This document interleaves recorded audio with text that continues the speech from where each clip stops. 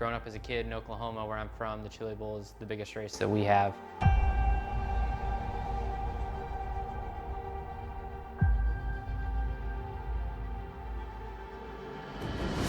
The Chili Bowl has kind of been my favorite race of the year.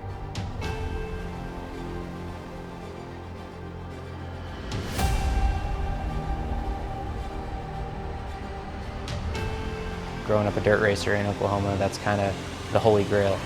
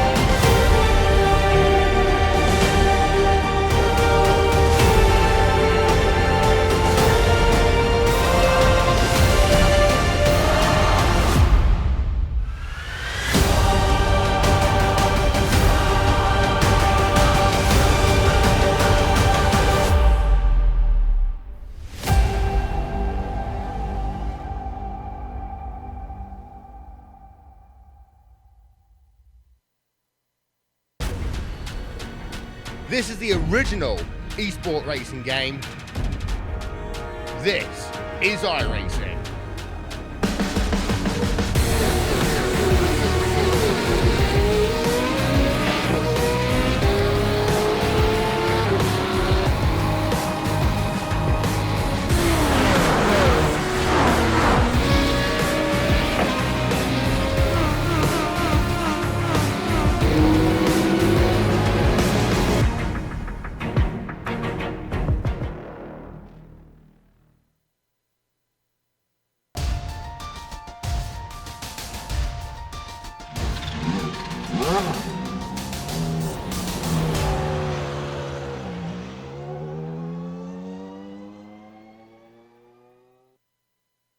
They've come from all around to fill the campgrounds here at Eldora.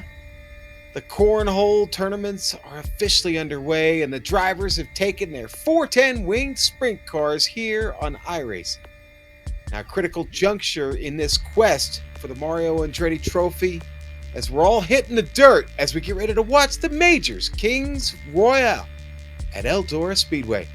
You'll see it all live here on the Global Sim Racing Channel and the iRacing Esports Network. Hello, everyone. I am Sean Ambrose, and with me in the booth tonight, well, that's my buddy over there, Soup. Yeah, Bill. Soup's on. Next to him, well, it's this little dude we're bringing along. This other little buddy of mine. Well, he might have won a race today. We'll talk about that later. But anyway, Christian Challoner in the booth with us tonight. Behind the scenes, our director, the doctor, Amjad Yaman, and he's using cameras provided by the one, the only, the very mysterious Dougie Beard. Christian, this track is big, wide, and bad fast. Tell us more, please. Yeah, Sean, this is pretty much the super speedway track of dirt, really, with it being a half mile, pretty big track. It sounds small, especially for normal short track stuff, but for dirt, it's a really, really fast track. It's also really difficult. The line tends to be right up on the wall, so it's going to be really tricky tonight, especially with the track slicking up, and we'll see drivers kind of moving from the bottom in the early heats all the way up to the top, and then by the time we get to the Consolation races, I expect we'll see them all over the track, and it's definitely going to be wild for the feature. But we'll hand over to the lap guide now so you can kind of see how you get around this place.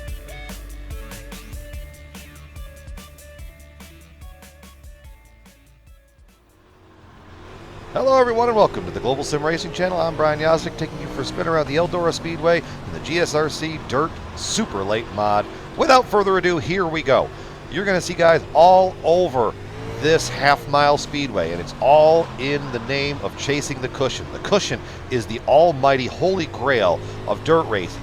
You are going to see guys move all around this facility throughout the event. High, low, middle, you're going to see, like right here, it might be better that lap to come off the bottom, but then going on here to turn one, you might want to run this high groove. Let the car slide out just a little bit. Put the power down. You're very rarely full back into the throttle like you would be in an oval car on asphalt or even a road car. You're floating between half and about 85% throttle. So you see here, in 1 and 2, letting it slide out again, trying to get a run. You can imagine somebody up there that you're trying to get a run on. Get through here into turn 3, up, trying to find the cushion, trying to find the grip. Let this thing slide around, come off a 4, and across the line. And that's going to complete our track guide here around Eldora Speedway. I'm Brian Yazik. Enjoy the show. And it is a magnificent day here at Eldora Speedway, and that was a magnificent several laps around this track in the Dirt Super Late Model. We thank Mr. Yazik for doing that for us. And, well, Soup, it's also a magnificent time to talk about this championship battle. We're into round 10, and things are kind of heating up around here. We are indeed. Let's go ahead and look at the American Pro Team Drivers' Championship here. Now, Blake Reynolds has a comfortable 163-point lead, but the number to look at on there is the 0 by the little droplet that has the O. That means that Reynolds has already taken his drop for the oval event. You get 1 drop for an oval, you get 1 for a road. That means if he has a bad night tonight, he is definitely vulnerable to Matthew Thunhorst, who is here and 163 points back, very much still in play. Now, Liam Quinn's really good on open wheel cars. Not sure how it's going to play out in the dirt. We'll see how Mr. Excitement does down there in third.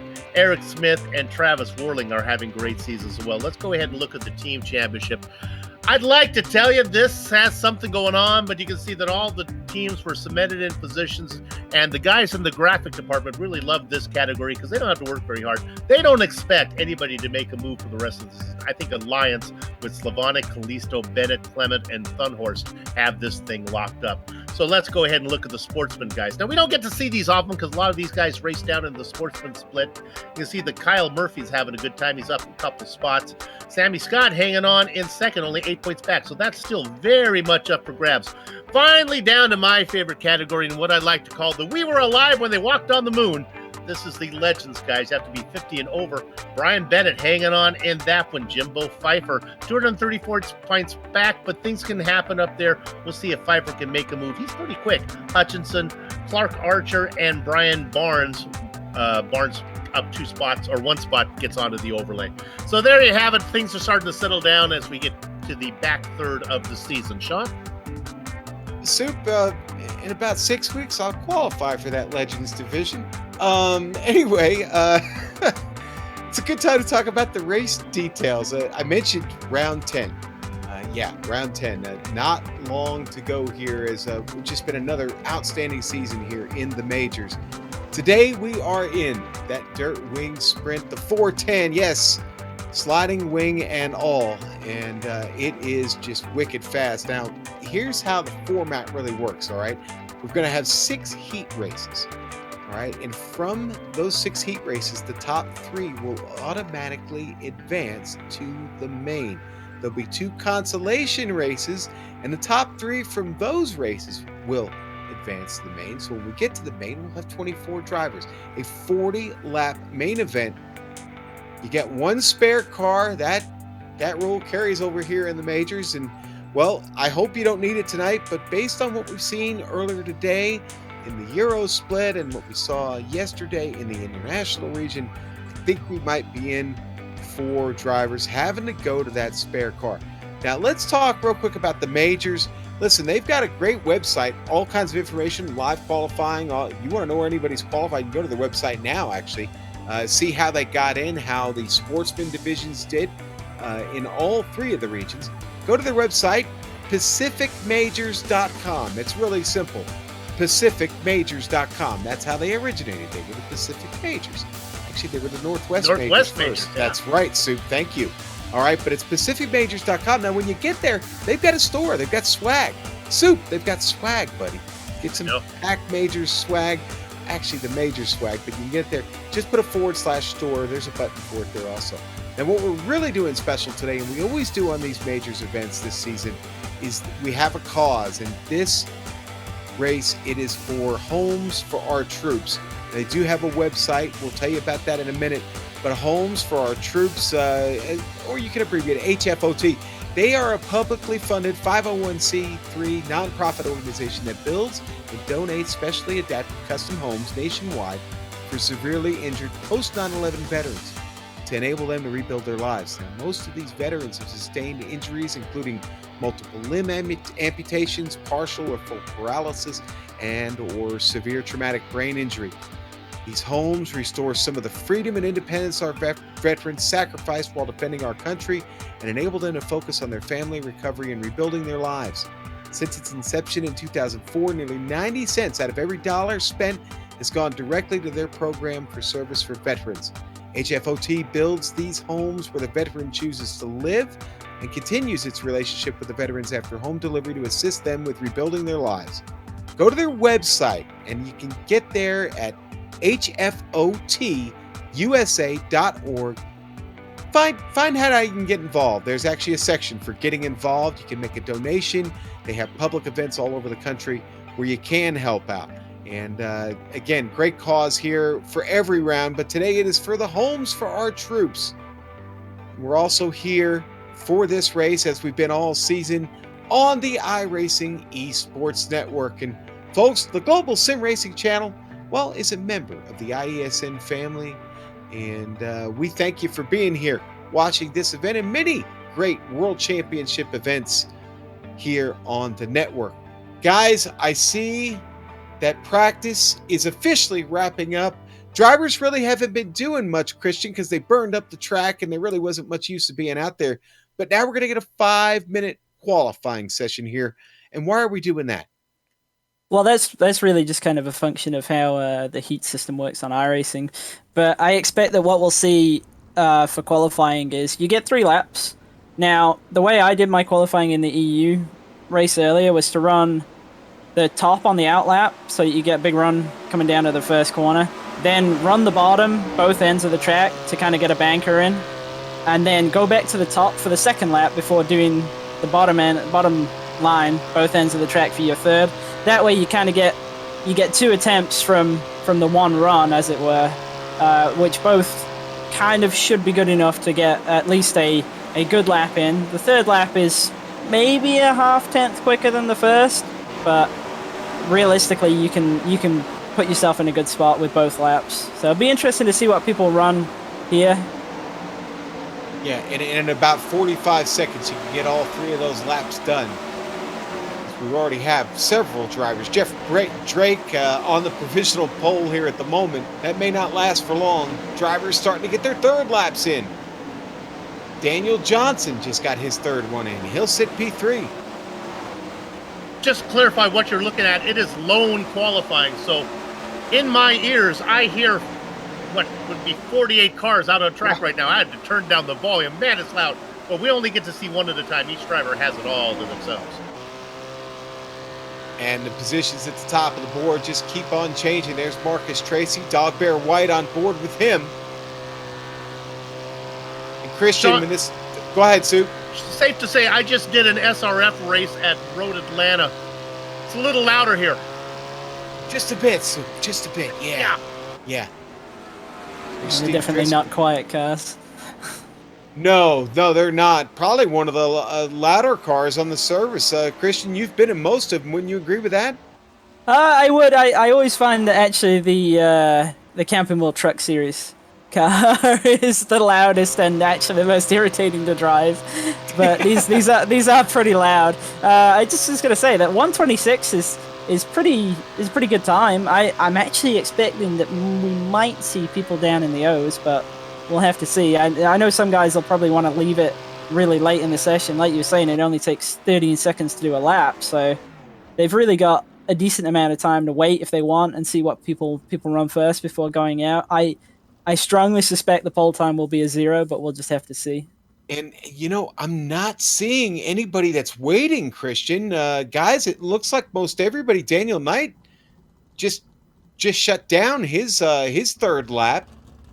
And I think everybody on my timing and scoring anyways got 3 in. Yeah, I've actually just gone through the list now, and yeah, I guess I'm wrong on that. Nobody waited, everybody went. No, I'm with you. I probably would have waited myself. I don't know. I mean, the green track is great. Don't get me wrong. There's a lot of grip, but there is a little advantage to waiting, I think, and I am a little surprised that they didn't. But we didn't talk about the weather at all. We can do that right now. It is a clear afternoon. It's late afternoon. It's what 5:34 virtual standard time right now. It's 88 degrees on the track surface. Humidity 44%. For a dirt surface, that's right about where you want it. I'm pretty happy with that. I don't think the wind at 10 miles an hour right now. Christian, did you with that wing high up in the air, do you notice much wind, or are you just moving too fast through it for it to really matter? Well, I'll be honest and say I'm not really a dirt racing expert, and the thing I noticed the most out of anything was the track state. Right. The temperature and humidities and the wind direction didn't really make that much of a difference to me personally. I can see how if you were really really on point, how the wind direction could cause you a problem. Though we suffer with that in the Cup Series a lot. So it might have hurt them. I mean, 10 miles an hour is quite fast, so it could have possibly made one end of the track slightly tighter than the other. And not begin to tell you how annoying it is when somebody who just won a majors regional says I'm not a dirt track expert. It's just bugging me. Well, That's I mean, okay. it's all relative. It's all relative, you know. Now, just real quick, a noticeable absence tonight from the Majors Americas split.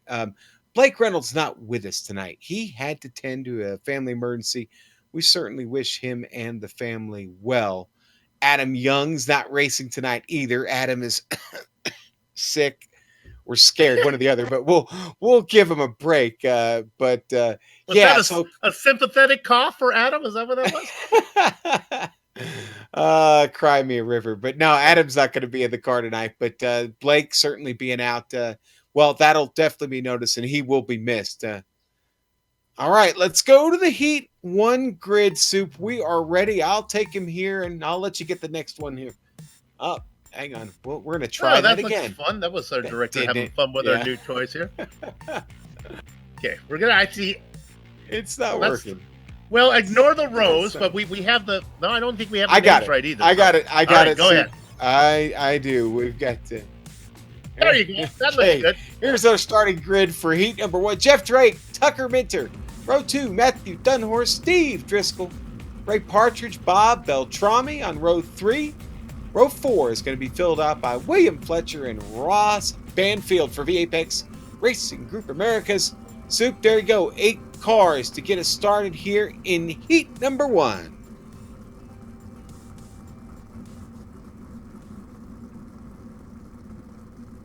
All right. I'm back. I've dropped out for a second. Big opportunity for Matthew Thunderhorst here, especially with Reynolds. We hope everything works out well for his family. But I talked about it in the points. He doesn't have a drop race for ovals. I'm assuming that this track qualifies as an oval drop. Certainly not a road course drop. So it's an opportunity for Thunderhorst to move up in the points. Although he's third here, 3 advance. How far are we going?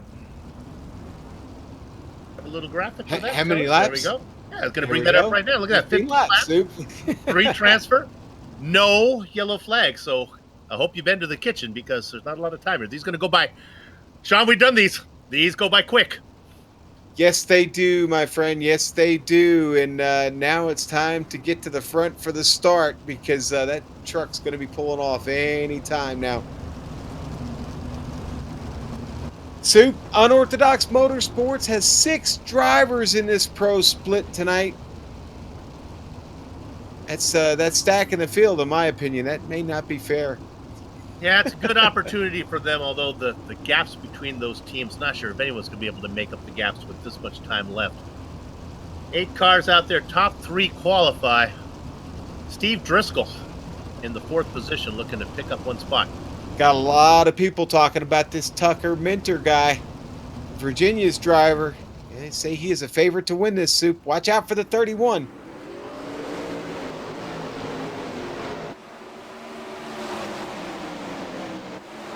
Are off to a good start. We're mean green and underway here at Eldora Speedway.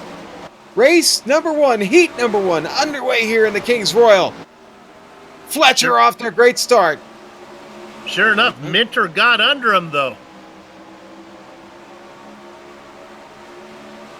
We've already had our first fatality of the night with Ray Partridge. He climbed the fence going into one. Driscoll back there chasing Soup. Yeah, he's got around Thunhorse. Thunhorse is a big opportunity in points right now, but right now, he's not in the transfer position. No, you got to get to third. Only 3 will transfer out of each one of these heats. Minter showing the way, though, here. I said he was in the 31. It's the 989. It's Jeff Drake in second in the 31, trying to chase him down. Driscoll looks good. You know, you never have any idea what's going to happen because we don't really only get to see these guys race on dirt once a year. Who knows how to do it? Driscoll looks good. He looks good, but Matthew Thunhorse might look a little bit better. Soup, here he comes. Thunhorse riding the high line, trying to swoop his way around. Christian, he's pounding around the top, and he gets the job done. Yeah, he's found something up there. I'm honestly surprised that people are going even to the middle this early on. I really thought that the bottom was the fastest, but he's really found something there. He might even take second here. Yeah, Sean, it worked once. It's going to work again. again. Crossing him over. Gets down on the inside of that left rear. Thunhorse going to wait a moment. He's got to watch out, though. Driscoll not giving up on that spot back there. He's still working that low line. Fletcher, Beltrami, Banfield, those guys are out of it. They're going to have to wait for the Consolation race. Thunhorse moving back up the track. Drake moved right up in front of him. He saw what he was doing there. He's trying to really just cut that line off, Christian. Yeah, he got wise to it. I thought he might, and it turns out he did. And it looks like Thunhorse is still trying to go a little bit higher to get maybe to his right rear, but with Drake running as high as he is, it's probably not going to happen. He might actually be under threat from Driscoll if he gets too focused on trying to take second here. Driscoll down there on the bottom looking for more grip there on the very, very inside of the track. Drake's got his hands full, though. Here comes Thunhorse. 3 laps to go here at the line. Tucker, Minter showing the way. Just like he was in practice. He was top of the boards. Going to the inside, though. Thunhorse. Oh! Thunhorse going to take another crack at it here. Trying to get the pass. Oh, and that got Drake out of shape. He saw him there. He had to make an evasive move. Watch out. Here comes Steve Driscoll. Don't forget about Driscoll. Thunhorse being aggressive. He almost lost the spot. White flag, Shawnee. Yep, white flag is out. Tucker Minter's got it. Leading the field around since the drop of the green. Tucker Minter going to cross. Winner. Heat number 1. P2 going to go to Jeff Drake. Matt Thunhorse going to take third. Rest of the drivers that'll have to go to the Consolation race. That's going to be Steve Driscoll. Let's see if I can get this for you. His mind just corrected, but I can tell you what it is with a click of the mouse here. Driscoll, Fletcher, Beltrami, Banfield, and Partridge will all have to try it a little later tonight. Heat number 1 in the books, Sue. Guys, that was fun. That was interesting. I think you may have found something when you talked about Minter. Go for the grid, Sue. We got Blake Nier going to start this one with Bruce Jones outside of him.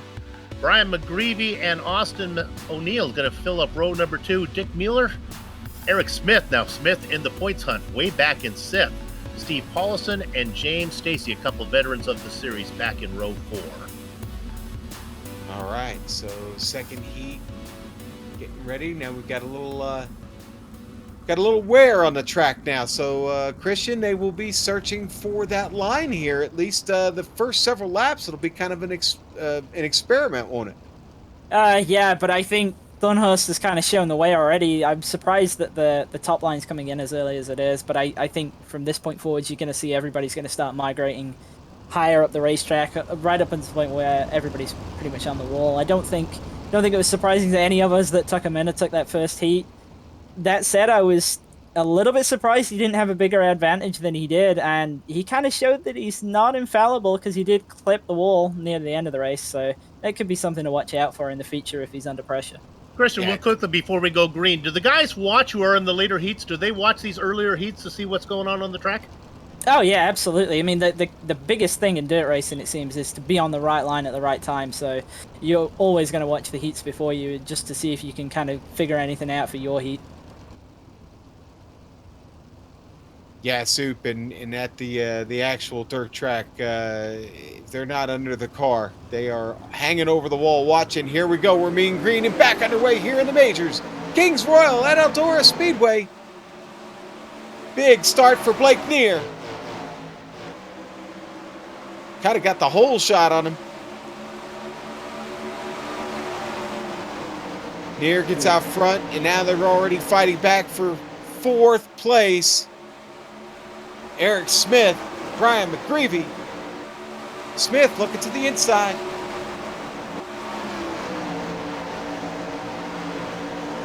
Yeah, we can see some kind of divergence in lines here. A couple trying the very bottom now, but most have gone to at least the middle, especially in 1 and 2. Yeah, and right now, Bruce Jones up there on the attack, trying to close this on Blake Neer, mixing his lineup just a bit. And Austin O'Neill was experimenting on some lines back in 3rd. It didn't work for him, and he lost a lot of time. He's got to be careful to hang on to that transfer spot. Yeah, he needs to be careful because Smith and McGreevy are on the way back there. Yep. Despite their battle, they continue to keep moving here. This race off to a solid start, Soup. Everybody's still underway. Paulison back there in 8th. Top 3, that's what we're looking for, folks. They go to the final round, the main. Austin did a nice job on the initial start, though, to snatch that 3rd place really quickly. He's actually slowly moving his way up to 2nd, but I kind of think with 15 laps, you just got to take the fact that you're going to advance rather than kind of press the issue. But he might try. He's really close here. Yeah, he is. The riding shotgun driver dipping to the bottom here. He's going to pull a slide job on him coming out of the turn. No. He's going to keep it down there. Continue to try and find a little bit of grip. Oh! Soup, he gets the spot. I'll tell you what, there was no contact. Maybe it was Netco, but there was I don't think it's Netco. I think he saw him out of the corner of his eye, and he just made an evasive move. He made just a little flick of the wheel there. Yeah, there was definitely space between them. Yeah, it's Smith. Smith has found the rear bumper of Bruce Jones now.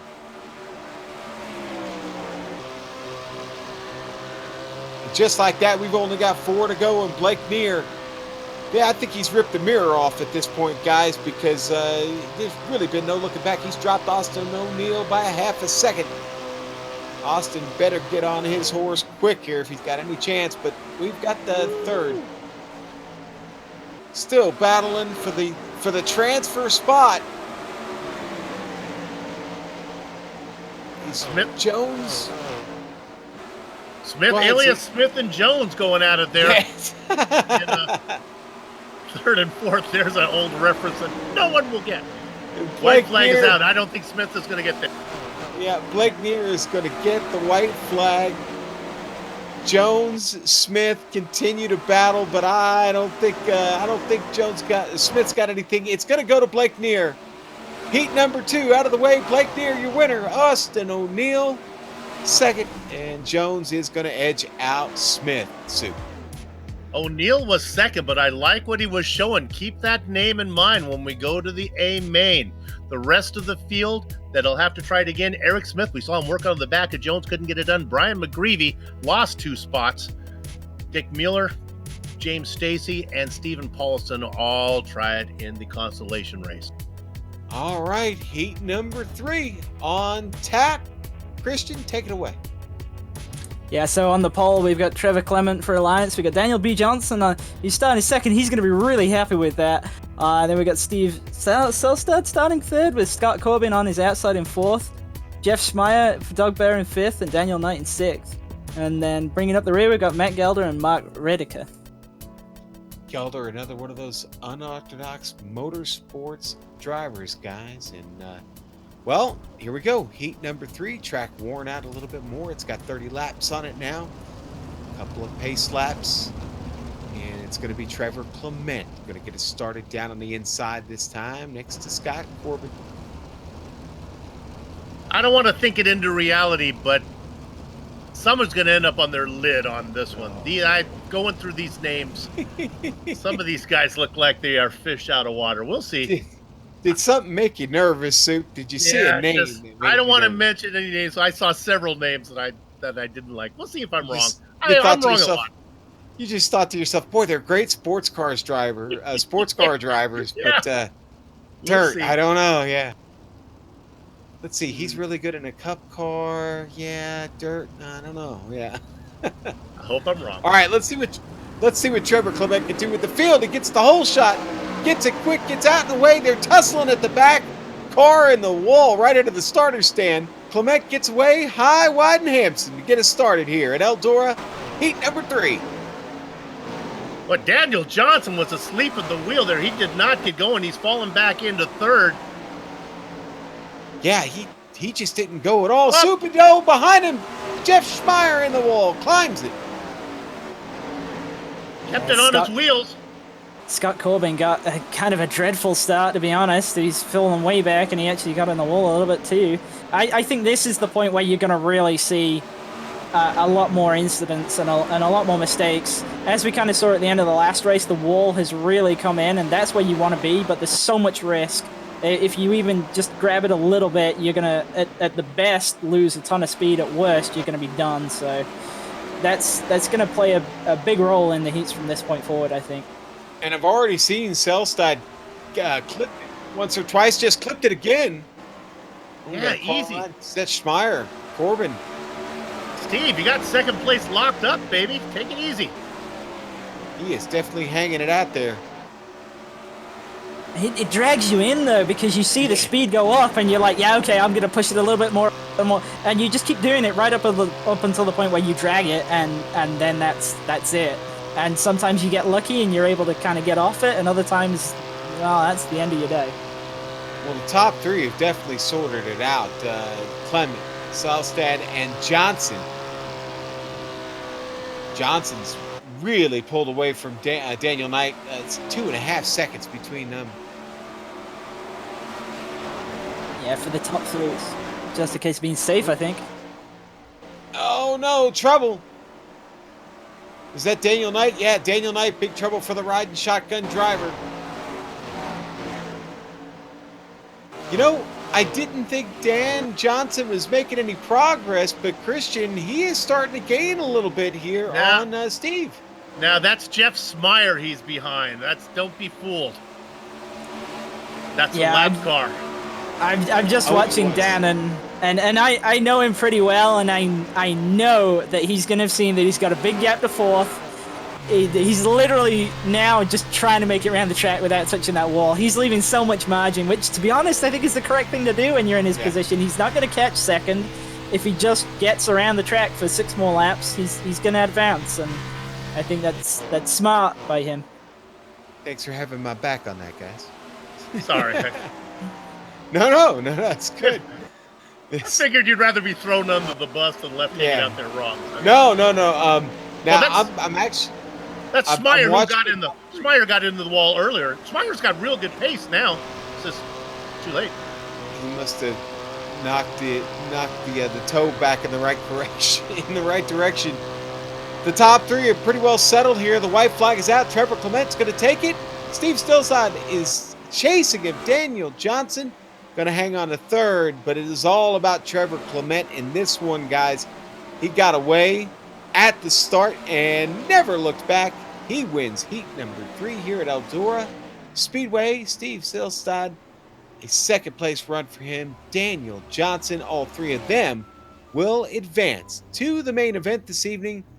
Soup, rest of the field just didn't get there. 2 cars were on the lead lap that were able to go in there, and that is Matt Gelder and Mark Redeker. Then there were the guys that I kind of have a hunch would have trouble, and sure enough, they did. Jeff Schmeier, Daniel Knight, and Scott Corbin were all multiple laps down. All right, heat number 4. I love Still it. our starting grid. Ryan Pace will be on the pole. Houston Hammer. I can say his name. Houston Hammer's second. Row 2 going to be Lance Desir. Gary Nichols will start Force for Alliance Evolution. Taft Baldwin riding Shotgun Motorsports. Outlaws starts 5th. Andrew Oakey 6th today for Elite West. Joseph Homan, Carolina Pacemakers will start 7th. And Wayne Hutchinson, our good old friend Wayne Hutchinson, starting for Dog Bear there at the back of the field. Soup. Here we go. Time to boogie. I don't know much about Ryan Pace, but his name sounds like he's going to be fast. It does, doesn't it? I want that name. That's a good race car driver name. I'll say. I'm just looking at his I rating actually, and he's got 3,200 I rating on dirt. So yeah, I imagine he's pretty handy at this. Don't believe. Yeah, I don't want to talk dirt I rating. I'm still trying to figure out how to get it to go forward and not backwards. So. You want an exciting driver, Andrew Oakey is always fun to watch. I have no idea what he's like out here on this kind of surface, but we'll see what he can do. That's Soup's way of saying, you know, he's a really, really good sports car driver, but I don't know about how good he is on dirt. So we certainly will find out, Soup. All right, here we go. We are mean green and underway here again at Eldora. And, well, he paced the field off the start, didn't he, Soup? He did indeed. Look at the run up top, though. Camera was sleeping. Boy, they're banging. Yeah, they are. Oh, we got Nichols in a mess, and there's no yellow flags, so we only get Wayne Hutchinson caught up in it as well. Oh my goodness. They got to get out of the way because they're coming through. Yeah, Houston Hammer almost clipped him coming by. Lance Desir was just low enough to miss that. Wow. On board here with Desir.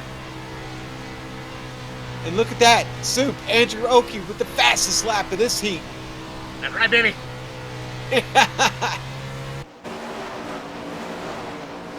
Oakey's in a battle back there, though, bud. Yes, indeed. He's working on Taft Baldwin.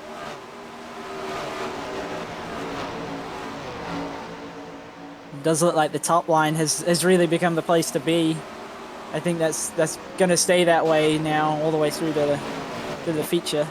But that does mean that we'll see probably a couple of sliders if anybody's actually close enough to pull one off. I'm starting to think that maybe Nasir is close enough here, but boy, don't want to get too risky with a teammate.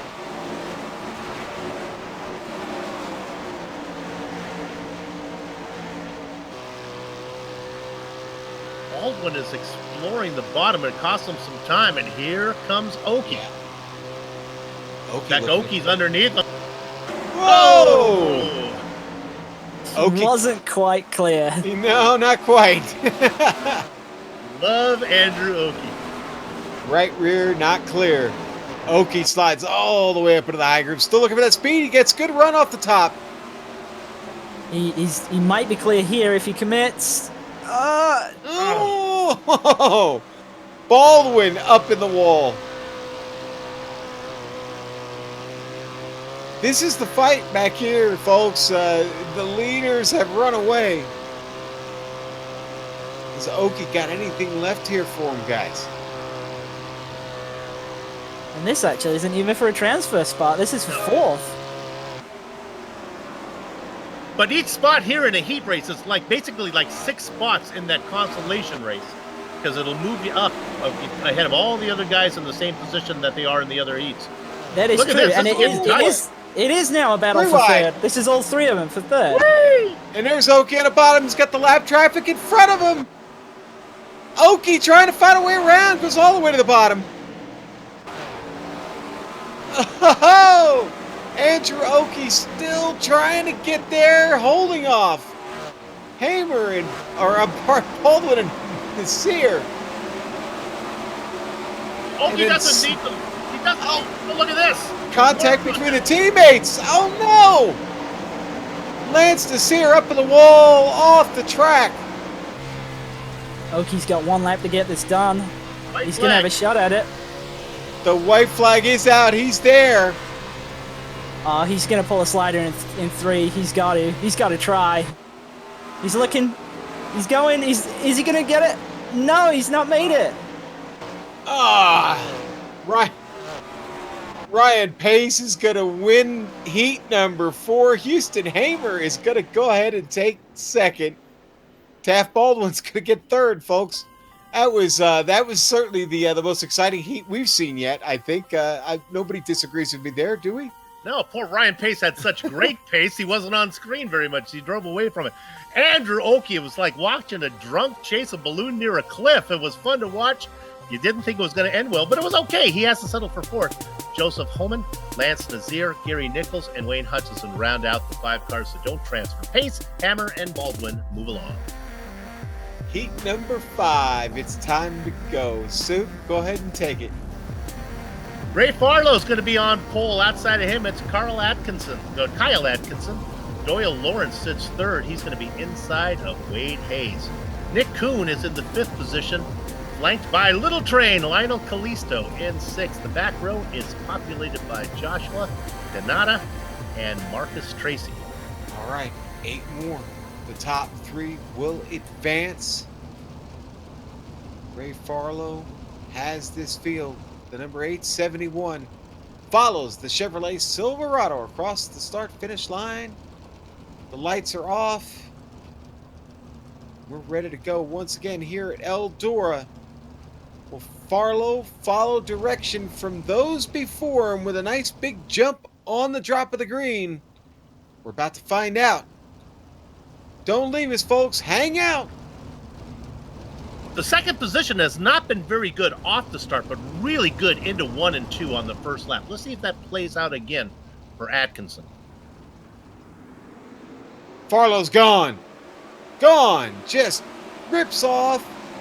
It's Doyle Lawrence that settles in behind him. Lawrence, swings out of the wide. Lawrence with trouble. That one will merit a replay. That stacked up Wade Hayes and Nick Kuhn. We got a quick replay of it. Kyle Atkinson was in that second spot at the start. He got a horrible start, as everybody on the outside of row 2. Then he gets a good run, but then he really gets loose, and everybody has to check up behind him. And then we have an octopus putting on his socks. Boom. And took out the whole back end of the field right now. Really not much of a chance for them to compete at this point. The battle is for third. Soup, Wade Hayes, Nick Kuhn still going at it after that incident. Yeah, Christmas has come early for Nick Kuhn back in 5th, working as hard as he can to get that spot. What's interesting, Christian, is these guys actually, if you're in the transfer spot, you don't need to actually finish the pass. You just need to be first when you cross the line. And see right here, that was Hayes had him by just a touch. Just a touch. Had it, actually, yeah. Yeah, I think the difficulty is that when you're down on the bottom, you have to drive through the slick to get to the line. And if you can just about pull it off, and I was actually going to mention about the start itself. The reason we're seeing such a bad pull for the guys on the top in, say, 4th and on back is because right as the leader goes, they're crossing the slick top line, so they can't get away, and that's why they're always dropping back, and that's why the guys on the very bottom line are able to get such a huge drive going down into 1, because they're on the fresh and they can actually get some grip.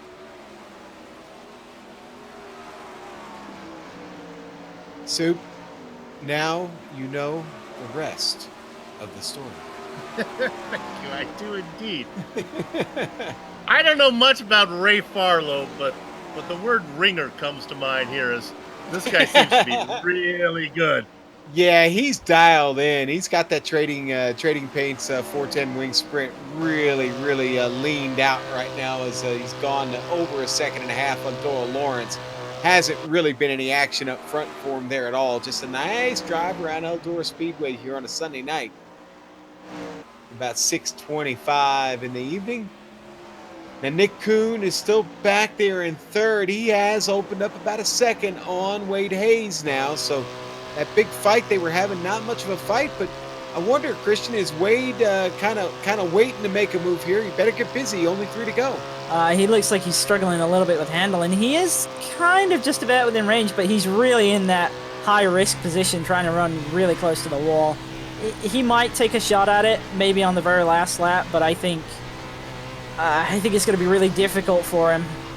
Yeah, and he's finding that wall. He just has a got to little run, bit. though. He's just there. Whoa! He is working. He is sawing logs in the cockpit of that car. He had a huge swapper down the back stretch. I don't know how he kept that. Oh, this is going to be the Here battle of comes the our line. The white flag is out. Ray Farlow is going to win this heat. Number 5, Doyle Lawrence going to take second. Wade Hayes, is he going to? Yes, Hayes is going to edge Kuhn to take the spot to the main. Man, that was crazy. I think Wade definitely earned that one. Yeah, I think so. Heat 5 in the books, gentlemen. And that saw Ray Farlow, Doyle Lawrence, Wade Hayes, Nick Kuhn, Joshua Kanata. The little train finishes 6th, Marcus Tracy and Kyle Atkinson. We are on to the final heat, gentlemen. Heat number 6 here at Eldora Speedway. Christian, it's all yours. Yeah, so we got Travis Walling, championship contender. Actually, 2 championship contenders on the front row. Both Travis Walling starting on the pole, Liam Quinn second on the outside. And we got Kevin Hill third, Jason Wallett fourth. And then we got just 3 at the back of this one, not 4. So we got Brian Barnes 5th, Chrissy Pence 6th, and Robert Tarbix Jr. 7th. All right, there you go. There's your field. Now we've almost got these heat races out of the way. Listen, this is dirt racing, folks. We don't waste any time around here. We get right to it, and it's fun. It keeps the energy up in the room, right, Sue? It does indeed, man. It's rapid pace. I love it. All you little soldiers and clips. I did it again. Soup's clips. I'm just going to ahead and say it now. Clips Soup Board Army. There you go. I want you to mark down this name, Kyle Atkinson. He had a crash in that last event. He's really fast. He's going to be starting at the back of the pack when we get to these consolation races. All right, I think we should get hashtag soup board trending on Twitter. So hashtag soup board, people, soup board. All right, Words here we are hard. go. Words are hard, Soup, especially here on the Global Sim Racing channel. And Travis Worling has the field this time. I see a lot of his teammates in the field here. So the Worling is going to get him kicked off here. And Christian, with one of your distant teammates there on the front row, it looks like, too. Yeah, I don't hold much hope for Liam on this. He's got 3 of them behind him all on the same team, so they're definitely going to count down based off of Travis, and he's got that top line to deal with as well. It's going to be really difficult for him here, but we'll see. Travis, he gets out quick, and he leaves everybody battling behind him, and Liam looking for some way to get in. He gets pushed out quick. It's Brian Barnes that got the great start there. Oh, no! Worling in the wall. Surrenders first position. That gives it to Barnes. Talk about a great run. Yeah. Brian Barnes 5th to 1st in the popsicle machine. Worling coming back, though, here, Soup on the outside. Christian, he's really riding that cushion up there. Yeah, I noticed something, actually. It looks like the top is still the place to be in 3 and 4, but guys are making that bottom line and sliding up work in 1 and 2, and that's how Liam actually just got back into 3rd, too, but he might not hold on to it for long. Yeah, him and Kevin made contact there a moment ago. Now Liam gets around Kevin finally. Kevin gets back down in that low line you talked about. He nearly cleared him, but it was very close. Ooh, just in front of Liam here. He's got Kevin Hill or Brian Barnes up at the wall. Yeah, he's got Hill down low and Barnes in front of him. Hill gets up. Quinn gives him a hello. Man. And now that backs him right to, who would that be? Tarbox. Robert Tarbox, yeah. Tarbox almost got into Liam. Liam can't catch a break here, Christian. Yeah, he's going to be pretty upset with this one, I think, but I mean, he'll at least have another half of the heat to go. I'm actually really impressed with Brian Barnes. He got an awesome start and really played himself into this race. Barnes, one of our legends drivers. He's old, but he's good. Hey, let's hear it for the old guys. Yay. He's got that second on lock right now. I don't think he's getting caught. The battle is definitely for third. Yeah, and Hill not really just jumping away here, but Quinn trying to get there. He keeps having to fight off Robert Tarbox, who seems to keep getting little runs at him here every now and then. I think Quinn has the pace. If he'll just be left alone to race a little bit. He really hasn't been treated very kindly in this heat. He's beginning to close in on Hill. He's taking a lot of risk, though. You can see how close that right rear is to the wall in 1 and 2. It might bite him. But he is edging up to him.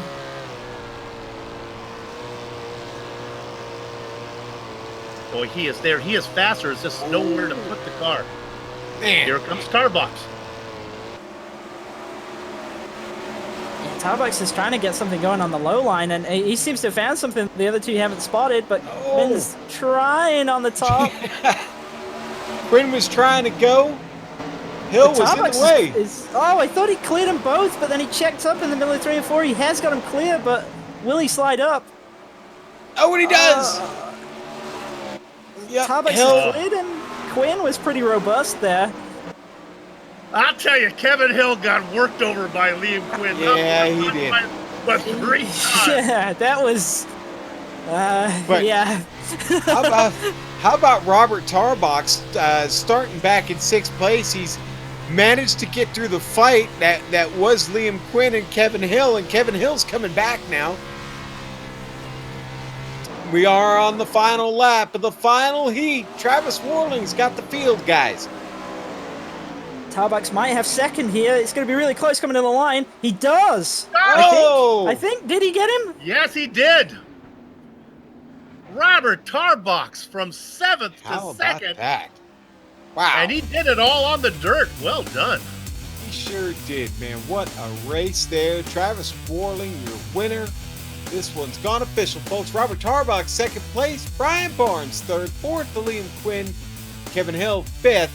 6th, Jason Wallet and Chris Pencil finished 7th. The top 3 advanced to the main soup. We got 2 consies on the way for you, where all these drivers are going to get a shot, a chance to earn their way into the main. The top 3 will advance from each consolation race. But there's 14 drivers. It's so hard to get from to the back. All right, here we go. Steve Driscoll, Matt Gelder take your front row here in consi number 1. Nick Kuhn, William Fletcher, row 2. Mark Rediker, Joshua Kanata. Row 4, Bob Beltrami. Dog Bear Red will start 7th. Jeff Schmeier, 8th. Row 5, going to go to Lionel, Little Train, Kalisto, and Ross Banfield. Going to start in 10th. Row 6, Daniel Knight. Marcus Tracy will start in 12th on row 6. Row 7 is going to be Ray Partridge, another Dog Bear Red driver.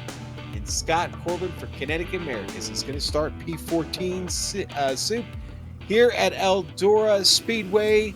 It is the King's Royal here in the majors, round 10. If you've just joined us, we just got 6 heat races out of the way. We are now in the consi races, 2 of them, and then we got a 40-lap main for you.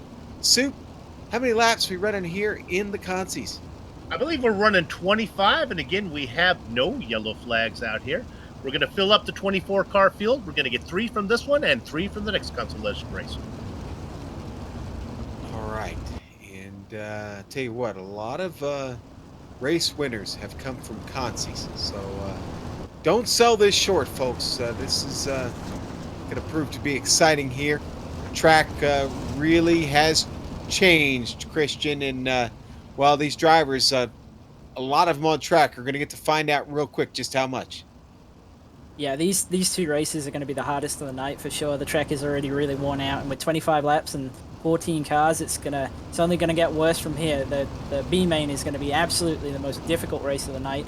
And Matt Gelder, I believe, has missed the start, so I think his night is over. Oh, wow, what a shame. And Matt with trouble, but we are green here again at Eldora. Nick Kuhn didn't get a bad start, but Steve Driscoll got the great start, and he gets away, but he's also in the wall here. Quickly, Driscoll is up to the top end of the wall. Nick Kuhn going by. They're fighting behind him. There goes Rediker and Fletcher. Fletcher flying around the top side. Good battle up front. Good battle for third. Yeah, it really is. Driscoll manages to recover, hang on to second. There's still just too many fighting behind him for anybody to really make up any ground here. So, Oh, Redeker had a shot at him, but he was just, he could not get the car going, and now he puts it in the wall. He fought the car for half a lap. He look was at this in battle. third. Look at the battle back here for third, though. The Salami is on the bottom of the track, fighting with Fletcher. Fletcher's got trouble behind him, though, because here comes Daniel Knight, the little train, all in his mirror. Oh, that was contact between the little train and Daniel Knight. Oh, it is ugly back there. Boy, Cars it sure getting is. loose, cars getting into everybody. Desperation. We have cars on the track that have to get out of the way of the leaders. And the stationary in the middle of one. Scott Corbin, in trouble, finally decides to tow it in. A pretty disastrous night for Scott. He's going to be most displeased with this, I think. And one thing that's interesting to me is that a lot of these guys who ran the earlier heats who are now having to race, they haven't had any practice on a track that is at this state, so they're actually struggling the most. Oh no! Oh, The our leader! leader! Nick Kuhn runs into the car that had just spun around. That was Ross Banfield. Oh, no. They were both a lap down. Banfield got into it with another lap car. He was dead in the water, or dead on the dirt, I should put it, and our leader smacked him dead center.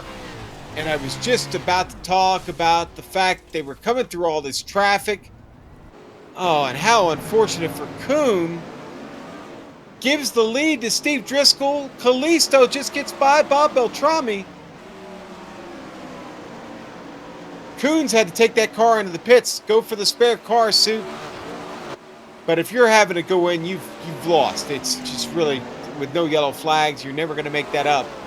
Great battle for third with Knight in a battle. Now there's a lap car. It's the number 14 of Beltrami. There goes Knight underneath Beltrami. The car on the top side is Schmeier. This is for the transfer spot. Yeah, it is, and we haven't even talked about Schmeier. He's all of a sudden in this. Around the top for Schmeier. Beltrami hanging strong here, though, Sue. Gotta watch out, Daniel Knight right off his back door. They get around the lap car there. That's Ross Banfield again. Christian, you're right. The top line might be faster, but man, if you make a mistake, you're in trouble quick. It's dangerous. I mean, the right rear clips the wall, and then you pretty much climb the fence almost instantly. You have to be very lucky to not get stuck in it. We got some contact with Beltrami, but he's okay. Yep, he's survived. That was Knight and Beltrami getting together.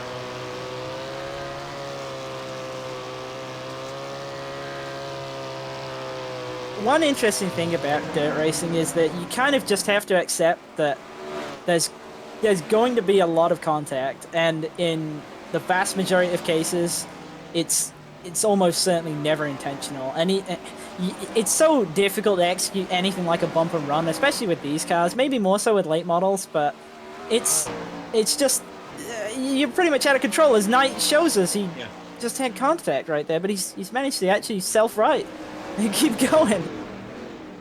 Using that wall as a bit of a guide to get around the track. Yeah, I think he's done, though. He's pulling to the bottom. He looks like he's going to tow. Well, I'll tell you, once Jeff Schmeier got around Beltrami and Knight, of course, Knight has his issues. Schmeier has driven away. And how about, you want to talk about a car on rails, how about Little Train, no pun intended, Lionel Little Train Callisto, sitting in second from ninth, baby.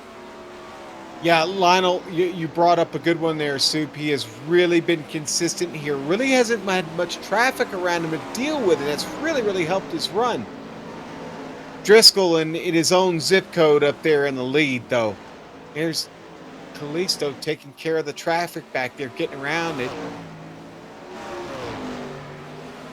I think for Callisto, he just did a really good job of picking his way through that kind of melee that we had at the beginning there. And I think this kind of highlights how different this is for these guys and how difficult this actually is. That two people who we consider to be championship contenders in both Driscoll and Callisto are here in the C main trying to advance through. Lionel Callisto is a Majors champion from a few seasons ago. Yeah, I love this series. Well, Driscoll wheeling it around with 2 to go here at Eldora Speedway. Consi number 1, or the C main, however you want to refer to it. We called them Consis when I was a kid at the old Riverhead Raceway there, Soup. That's what they're officially calling it here in the Majors. My dad had to fight through a few Consis to get himself in the big show a few times. Here they come.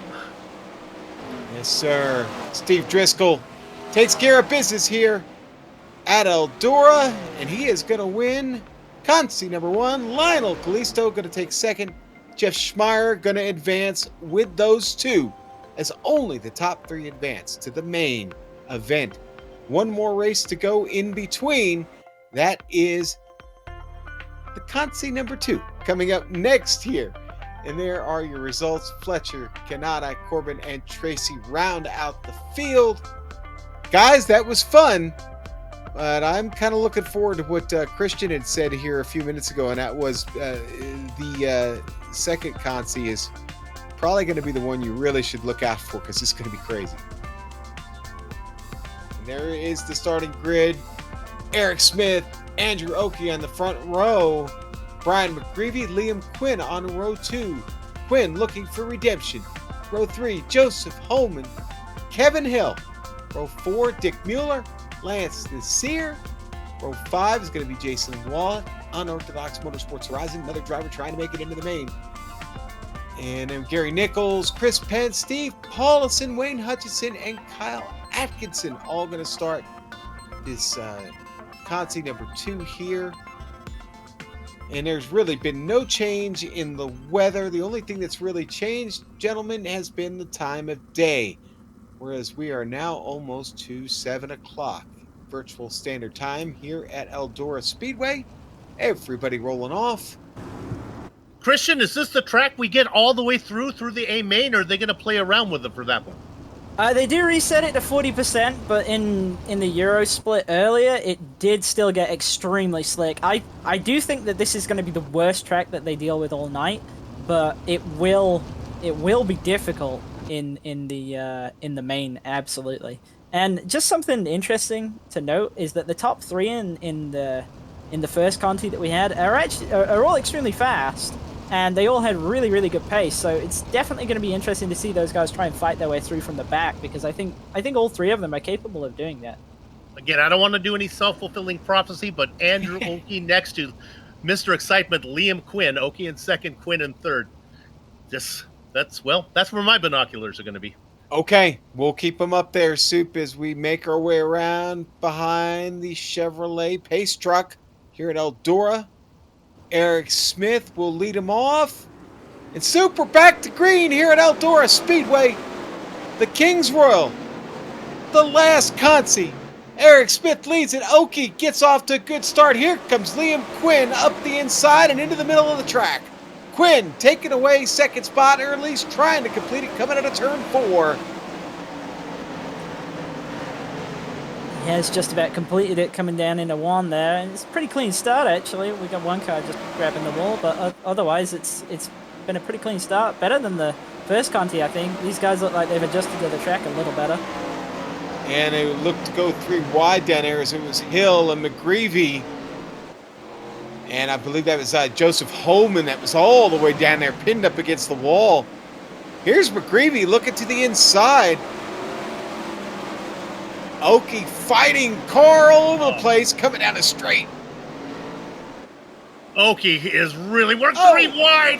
Oh, and a huge wreck behind him. Holman was in that. Take a peek Wow. at this one. That was Lance Nasir, Joseph Holman.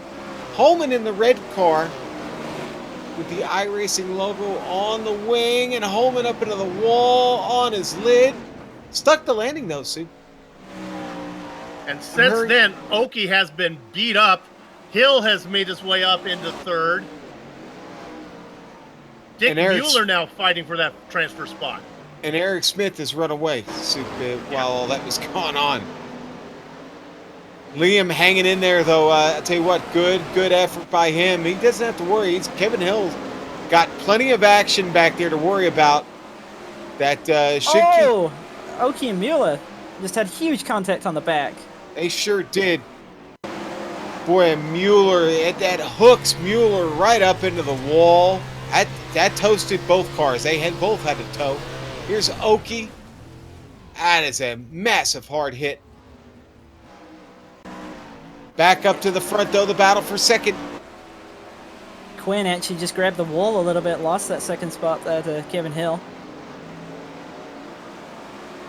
Yeah, Kevin, and you know what, Christian, it looks like Liam's struggling with the car here a little bit with 16 to go.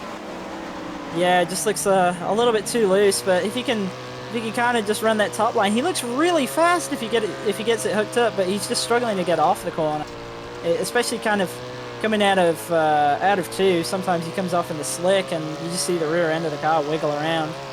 On that contact that we had there between Oki and Mueller, that was such a shame for Oki. He made a huge run on the top, and he looked like he was going to maybe even clear him going into three. I'm sitting here watching, just checked in on Brian McGreevy to see what kind of progress he was making. He's dropped his teammate a little bit, and then he makes a mistake because I was talking about him. He's trying the bottom line to get up to Liam Quinn. He's holding his own, but he's not making up any ground.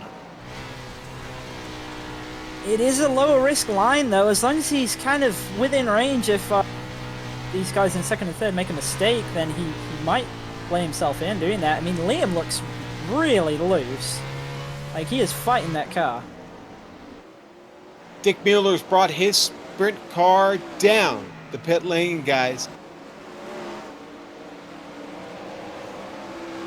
Up front, well, it's all about Eric Smith as he continues to open that lead on Kevin Hill. Kevin Hill still has Liam Quinn in the mirror, though. I don't know how hard Liam's going to fight to get that second spot, but that gap coming down just a little bit as they work their way around traffic. And that's the big thing, man, is clearing this traffic. You never know how these cars are going to react. Gary Nichols just trying to stay out of the way. If that car decides to go around, it just goes around, and you really, you're a passenger at that point once it starts spinning there, Christian, aren't you? Yeah, there's really not a lot you can do. It's one of the worst feelings when you kind of feel the wheel sort of hit the end stop, and you know that you got no more luck, and all you can really do is get off the throttle and hope it comes back around. And it's, especially with how slick the track is now, they're definitely going to be kind of in that range. And we've seen before tonight that there is trouble getting through lapped cars, so it's definitely not over at this point. Yeah, the only thing is that, you know, there aren't as many lapped cars in this race. There's been a lot of attrition, several drivers still sitting in the pits, and the lapped cars, quite frankly, have spread out. It's made getting around them a little bit easier. Boy, I'll tell you what, I thought McGreevy had a chance, but because the track has been so clean in front of them, Smith, Hill, and Quinn, with just under 6 laps to go, have just looked to lock this thing up already. You ever go ice skating with your girlfriend and you're keeping pace with her, but she's out there smooth the silk and you're right along next to her, but you look so awkward? That's how some of these guys look out here. Some of them are so smooth, like my girlfriend on ice. Some of them are going just as fast, but man, they're working so much harder. I don't know if that analogy works or not, but I kind of got it. I think the fact that you have a girlfriend on ice might be a concern for some, Soup. I'm just saying. I don't know. Keeps her fresh. I was going to mention that, but hey, you got there before me. 3 laps to go. Eric Smith still in charge. In charge by almost 4.5 seconds over Kevin Hill. Poor Kevin. Kevin's not done anything wrong except move all the way up here to second spot and secure his place in the main. And again, the guys continue to clear traffic here pretty easily. Not much trouble. Liam, I got to be honest, We're on board with Eric Smith. I just took a look at Liam. He's still riding up as close to that wall as he just possibly can, Christian. Yeah, it looks pretty difficult to drive. But and again, in this Conti, we've got, as it stands, 3 guys who are really fast, all advancing, and they're all going to start at the back. So we're going to have six very fast drivers starting at the back of this main. And Eric Smith with the win here in Conti number 2. Kevin Hill's going to go P2. And Liam Quinn is going to get that much-deserved, hard-earned third-place finish. And there are your results. McGreevy, Wallet, Hutchinson, Paulison, Gary Nichols, Dick Mueller, Chris Pence. All will not be in the main event, unfortunately, this evening. Andrew Oakey, James Stacy, Joseph Holman, Lance Desir, and Kyle Atkinson. And we are going to take a quick break here on the Global Sim Racing Channel and the iRacing Esports Network. We'll be right back.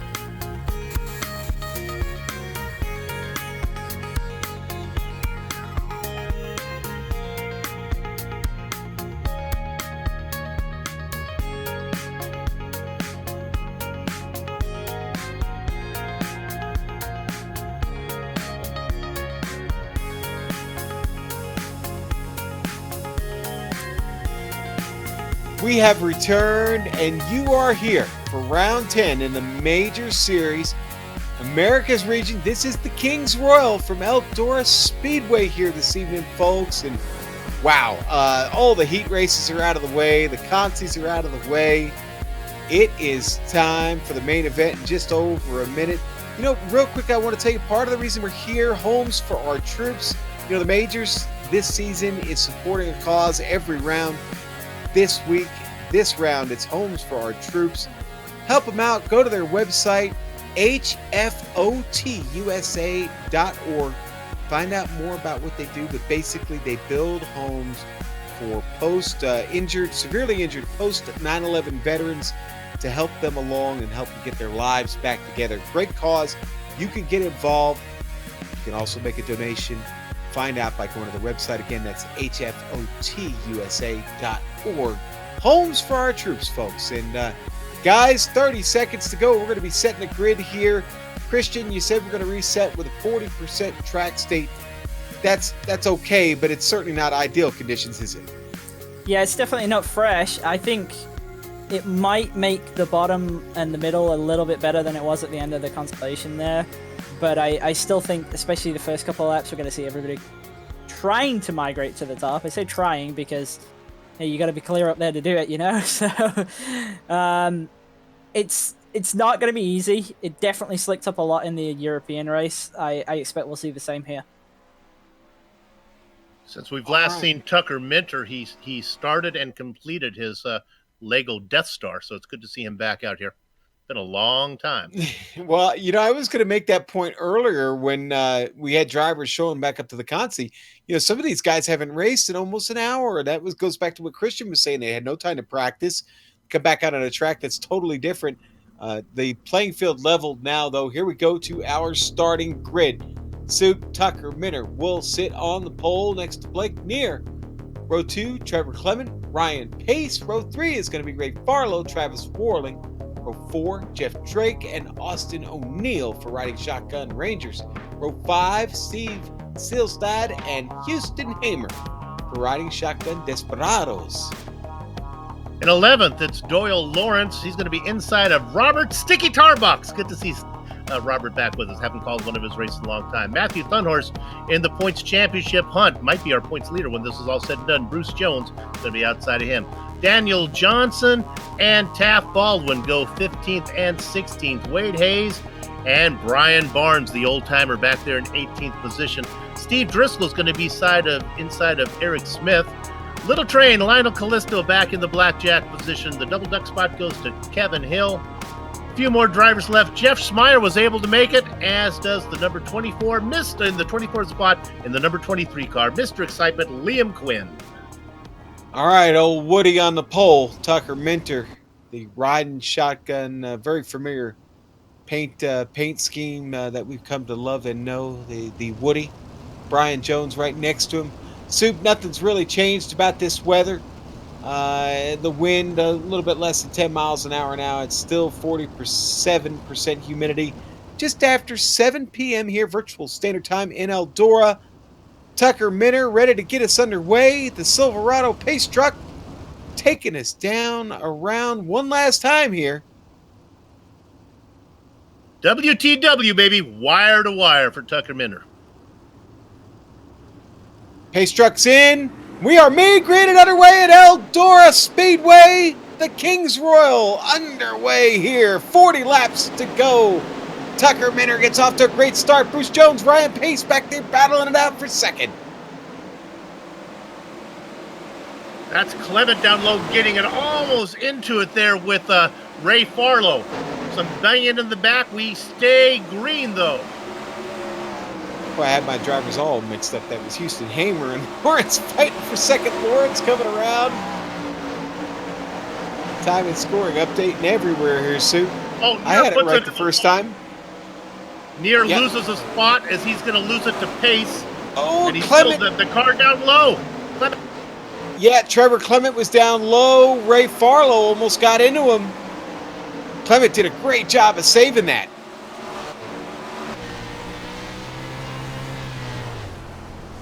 Christian, is this long enough green? Impressed so far, I've got to be honest. This is better than we were doing in the EU race, and I just kind of trying to watch and see if everybody's filtering out. We got one in the wall coming off of 2. A bit of a checkup. Everybody's managed to keep it going though. Gift Drake. Was that Hamer that was slow back there? Yeah, hey, trouble for Hamer. Boy, things have really gone south for him, haven't they? They sure have. Ryan Pace trying to hang on a second here. Blake Neer is near. He's close. He's getting a good run at him here. Behind him, though, Austin O'Neill looks to be having trouble with his connection. Yeah, we got a case of near and far going on. You have Blake Neer and Ray Farlow. Farlow's really fast. Yeah, and he was fast in his race to make it Was. here. We got our first caution, Soup. I think it was Jeff Drake. Was it Jeff Drake? Possibly. Yeah, it was Drake. He got, well, No, he got tipped. He didn't get wrecked. not sure if it's Drake or not. We're going to look for it. No, I think our directors caught it. Let's take a look here. Looking at Drake here, he's going to get tipped from behind. The car starts to go around. He was able to save it. It might have been Hamer, yeah, pulling off, and he was trying to get to pit road. And maybe that brought out the yellow.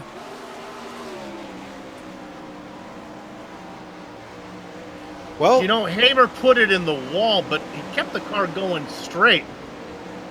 Boy, those were some finicky race stewards.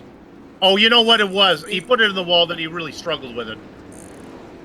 Yeah, it looked like he kind of had to back up a little bit almost there. you know what? I think that's exactly what it was, Christian. He was down there. He hit the barrel barriers coming into the pit, and the only way to get the car corrected and get back around the barriers is to put it in reverse. And when he did, the field was coming around, so it was right in the racing line. And I was watching it from the flag stand. That's when the starter threw the yellow. I mean, it is difficult to get in the pits here, as anybody who saw my heat race might remember when I hit the barrels coming into the pit lane. Sneaky barrels. Here we go, back underway. They don't take long. Minter got the field. Pace and Near get off the line. Near already under attack from Ray Farlow. Farlow down on the inside. Drivers behind him up near the wall. Clement O'Neill, Steve Sealside all getting underway. There is a lapped car at the bottom. I don't know Everybody if anything. clears it. I don't know if anybody has anything for Minter, but I like what Ray Farlow was showing. Farlow's got the blinking car of Austin O'Neill, though, and that could be trouble. I worry about that. He's chasing him. Never know where he might reappear on track. And no! Blake Near around. That's going to bring out another caution, guys. I think Near got a little help. Cloud of dust. Yeah, that's O'Neill leading, and Near gets into him once and then twice.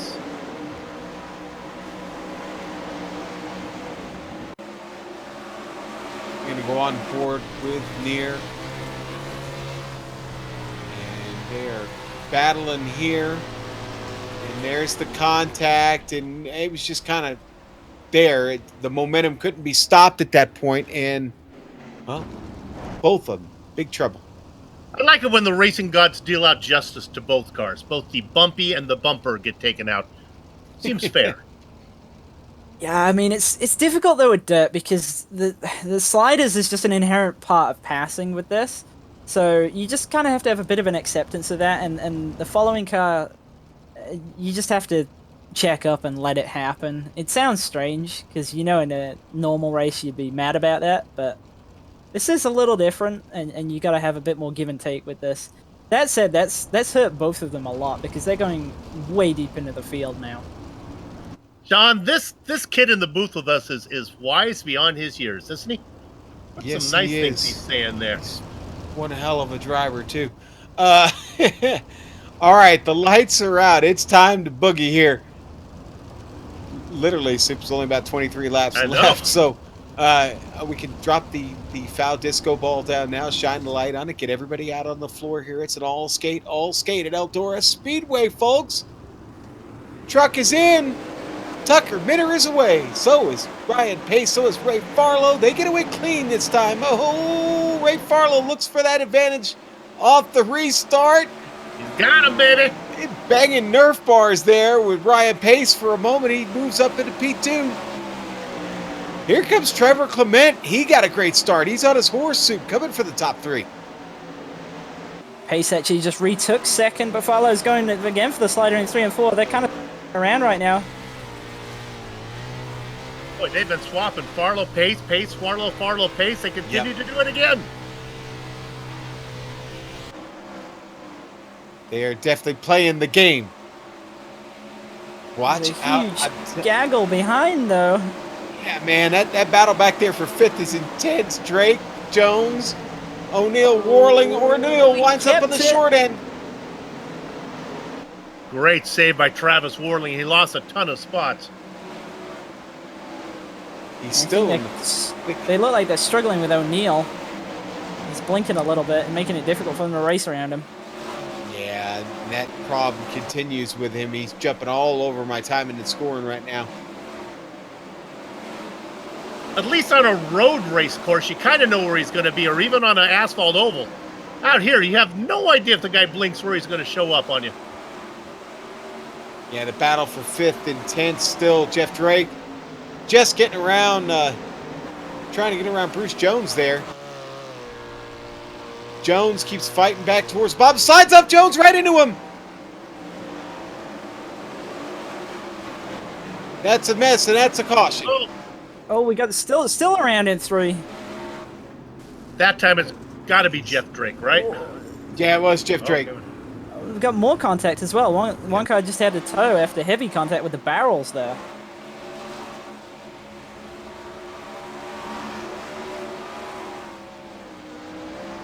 Yeah, they see it on screen there. Kevin Hill.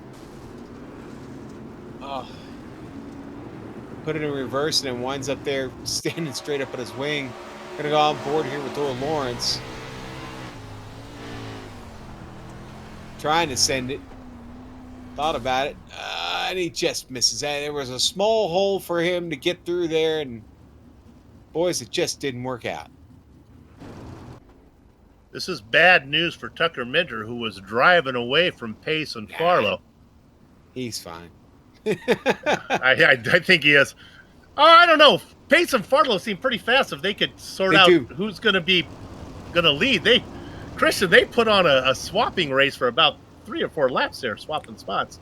Yeah, I mean, they were really demonstrating kind of what I was sort of alluding to in the previous yellow, is that you just have to have give and take, where if the guy pulls a slider like that, you have to expect him to come up in front of you, and then it's kind of fair game that you'll probably do the same back to him. And as long as both parties agree on that, then it's all good. Yeah, it's when there's disagreements that problems come in.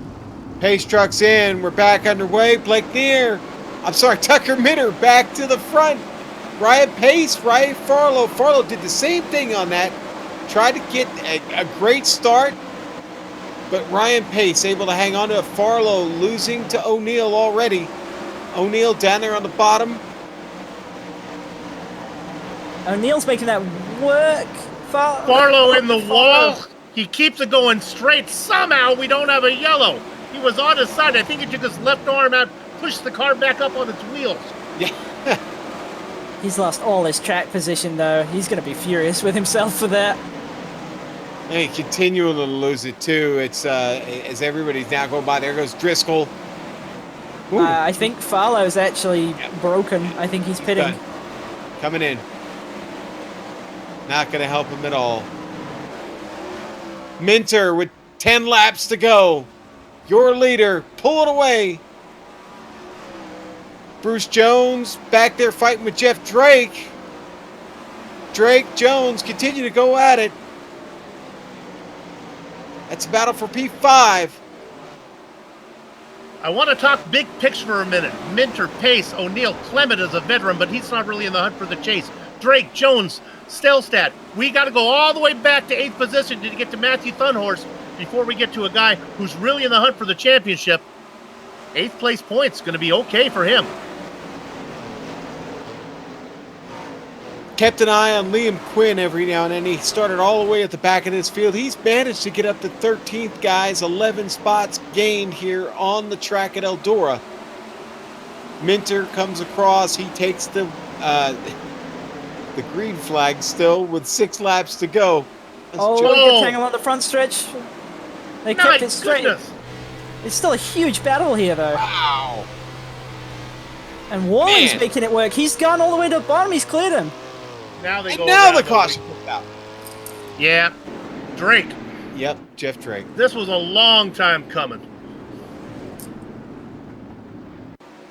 Actually get to this too early, because he was in trouble for a whole lap. It comes And then he goes around and just around. goes all the way around. Gonna go on board here. Gonna go on board with Drake here. Looking back. There's the contact.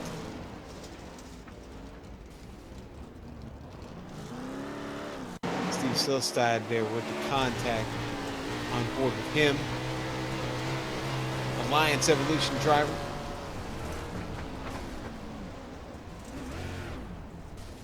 And there you go. Back live and not much to go here. They might get a one-lap shootout here. I'm gonna agree with the director. I think we're gonna get a one-lap shootout out of this.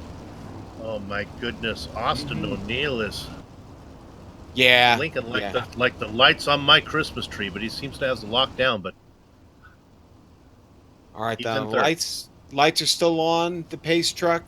Coming to the start finish line, and the lights go off. The lights are off. Here we go. It's going to be one lap shoot. No yellow, so race back to the flag. Have at it, boys. Have at it.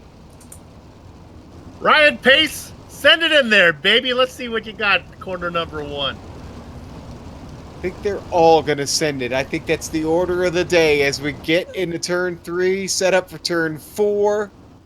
Tucker Minter has done a great job leading this field for 39 laps. Can he lead the most important one? We're back underway. The green flag is out.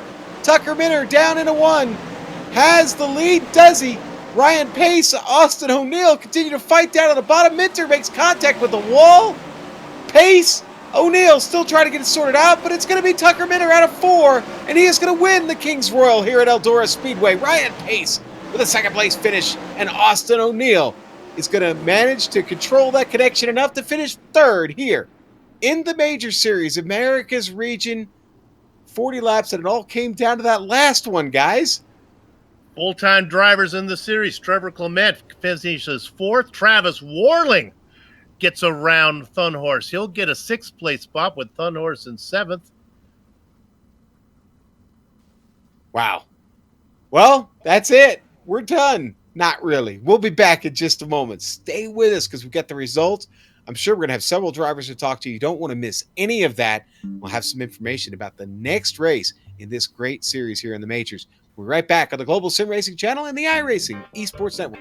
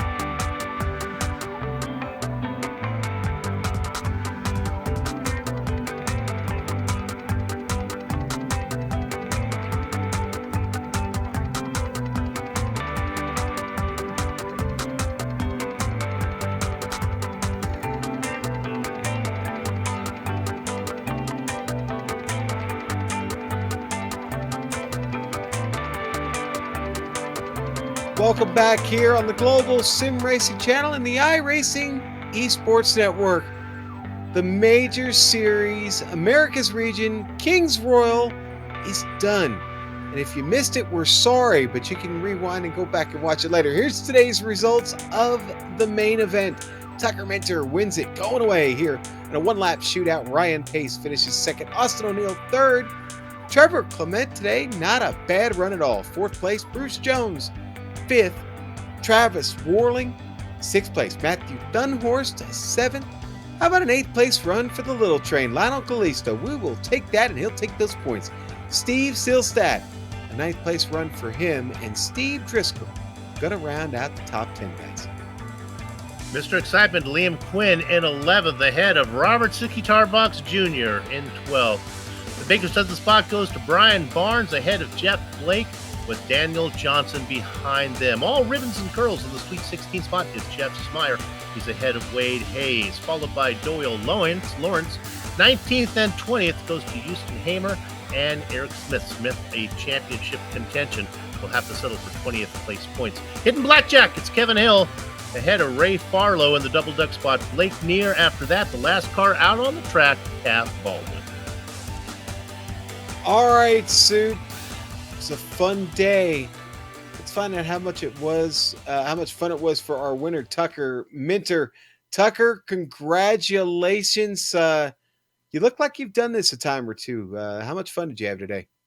Oh, it was a lot of fun out here racing. I was really excited to see that Eldora was on the schedule. Figured maybe Blake would show up and I'd have someone to run against. And then Ryan looked like he had a lot of pace right there. But all in all, it was a good weekend. A lot of us RSM guys had a good race, so I'm pretty happy with it.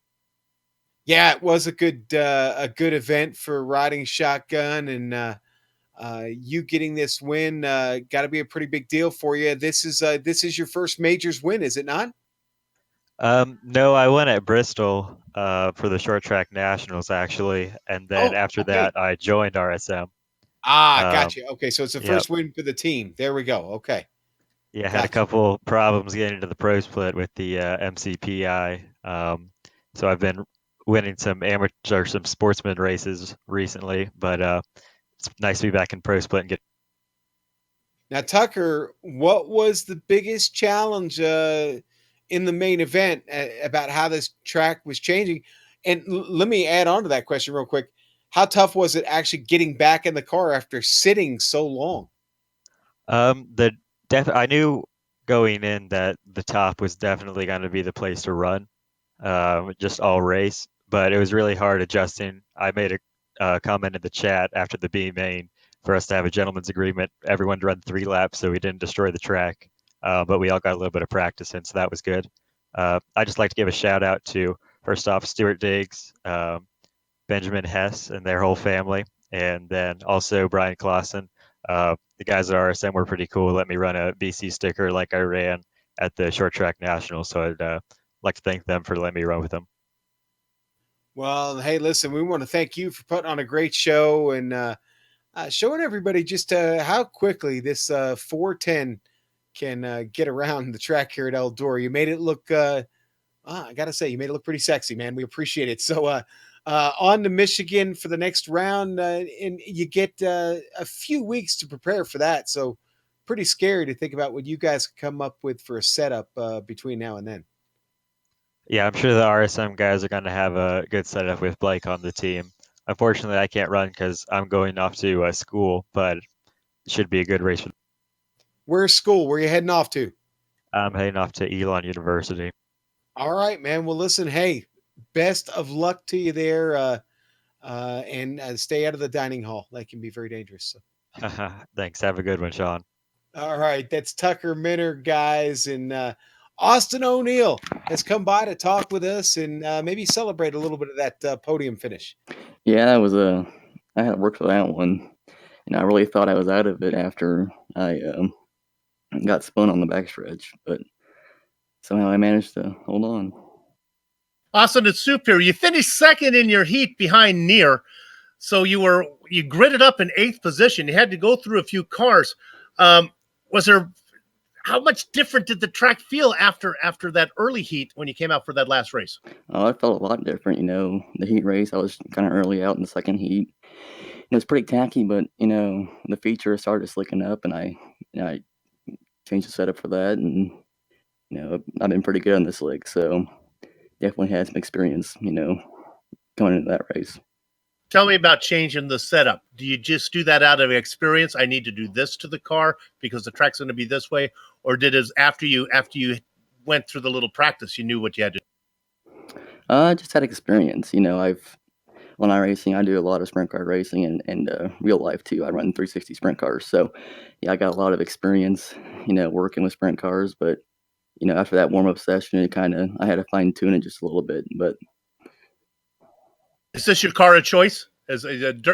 You're more comfortable on dirt than the other surfaces? yeah, I'm more comfortable on dirt. I grew up racing on dirt, but I'm starting to get more comfortable on the pavement side. Well, man, it was great to watch you race out there. Let me ask you, I'll get you out on this. There's a lot of new names for us in the majors because when we go to dirt, we see names we don't usually see doing well in the other events. Do you know any of these guys? Were you familiar with them when the guys you were racing?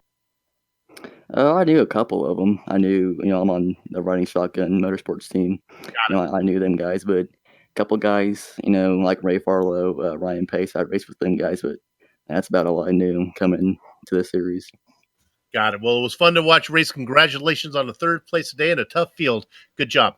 Thank you. Crackers, back to you. All right, Soup. Well, we caught up with him. Now we can talk to Matthew Dunhurst. I did it. This is my 40th slip, man. We're gonna talk to him. Matthew Dunhurst he is caught up with Christian Challoner. Yeah, Matt, it looked like you had a pretty good run in the feature, and especially with Blake not running tonight, and you've been second in the championship, you must be looking to make some pretty big gains on him in terms of points with that 7th position. Yeah, I was really hoping not to get beat up like I had in dirt in the past previous years. So to get out here, had some good racing with Travis and the other guys finishing around me. So as much as I'm happy to take the points championship with this run, it's not the way I want to do it. So I heard Blake had a family emergency today. So well wishes to him, and hope we can see him back next race soon, and good spirits and good news. Yeah, I agree, man. I mean, it's always better to kind of take it by actually racing the guy, and I know that the championship definitely tonight is worse for Blake not being here. He's always a spectacular driver to watch, and he brings a lot to this series. And I guess I'll just kind of pass on all of our wishes to him and his family, and hopefully he's not having too terrible a time, and he'll be back for the next one. What did you kind of think of the track tonight, and how it changed going between the heat and the feature? I mean, did you find that difficult to adapt to? I know in the EU race earlier, I found it really challenging, kind of going from a lot of grip to pretty much no grip. Yeah, it was definitely challenging in spots, especially trying to get settled early on with everybody always trying to be aggressive and make moves early. You always have to try to get settled really quick. But I mean, thankfully, we had baked the track so bad in practice about an hour and a half in, it was just pure rubber. So it wasn't a huge shock to get in there. I mean, the track still had a good amount of grip, and you could still not have to. You could still make moves and not pay for it, and with over aggression and kind of get away with it. So it was bad, but for Eldora and dirt racing, it was still pretty good out there. Yeah, it's funny you should mention that about the practice sessions. It was something that I noticed as well, is that with the warm up being as long as it was, especially before heats, it's kind of a huge difference between the initial heats and the practice. But glad to know that somebody was able to make some use of the really worn out tracks and actually kind of going into the feature, because I found it that it was so different that it was almost useless to really get any practice before the heats. But did you make any changes to your car going between the heats and the feature, or do you kind of just run the same thing and just deal with it? We had made Trevor Clement had done a lot of work for us this week and had made us several different sets, But I mean, thanks to you and the help that I believe you and is it Ashton Kraut? But I believe that video that you made with him was very informative to help us kind of figure out the setup, so we could make those changes really nicely from session to session. And so I mean, we had the same base set, but we had minor changes just for the less grip and the more slick. All right, man. Well, I'm glad to hear that video helped you, because that was really what we were going for there, and it's good to know that people are getting value from that. lastly, before we go, is there anybody you'd like to give a shout out to that you haven't already?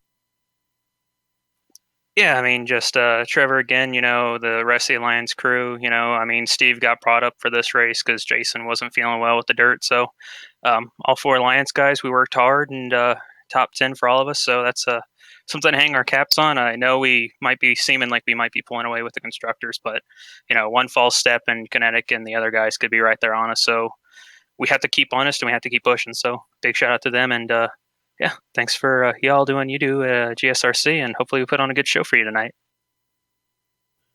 Indeed. They did put on a great show for us this evening. Thank you, Christian. Thank you, Matt Thunhorst. And of course, thanks to the Alliance guys. Christian, feel free to good friends of ours. Feel free to drop my name on any of those videos if you pick up any tidbits of information on these broadcasts you do with me. Okay, it's all right. Oh, I will, especially okay, if it's track related. I'll definitely drop all your right, name. thank you.